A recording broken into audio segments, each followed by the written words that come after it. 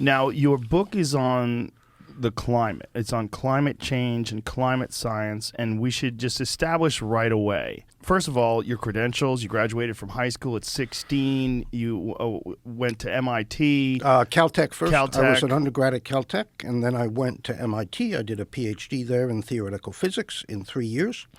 And then I went back to Caltech, where I was on the faculty for 30 years. And you were on the faculty at 23 years of age. That's which correct. Is pretty extraordinary. Yeah, it's unusual, not unprecedented, but really quite unusual.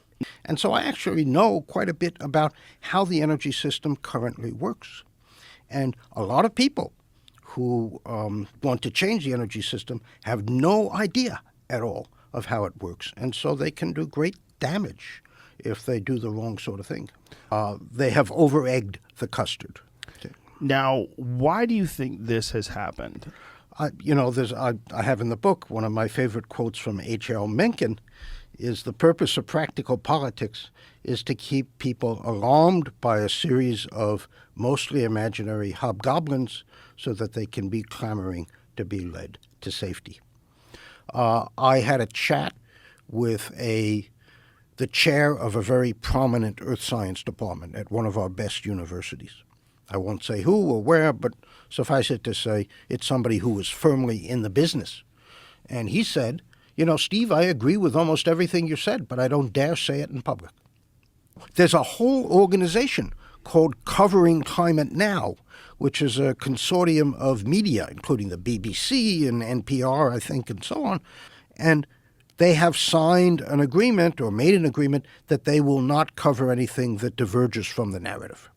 And, when you get into the meat of these reports, they have some problems, and, we can go into them. But by and large, they're pretty good summaries of the science.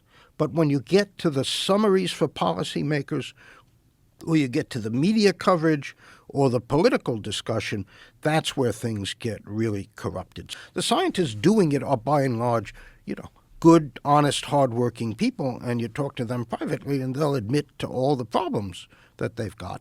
But by the time it gets to the end and the public, it's, the science is settled, we're headed for doom, et cetera. And I turned to the official U.S. government report in 2014 at the time, and you see this graph in the body of the report of some property of hurricanes going through the roof over the last 30 years. And it sure looks like, if you look at that graph, we're in trouble.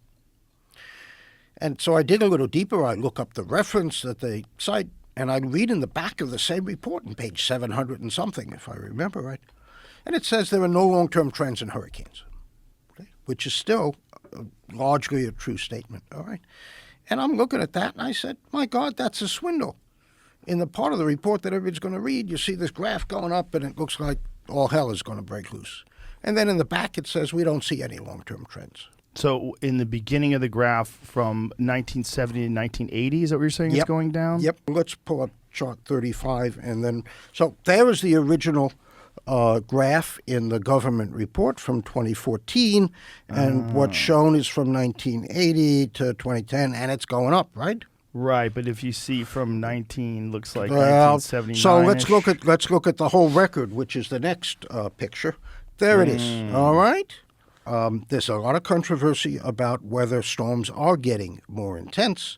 One paper says yes, another paper published in July says no, and so on. So the matter is kind of unsettled at the moment.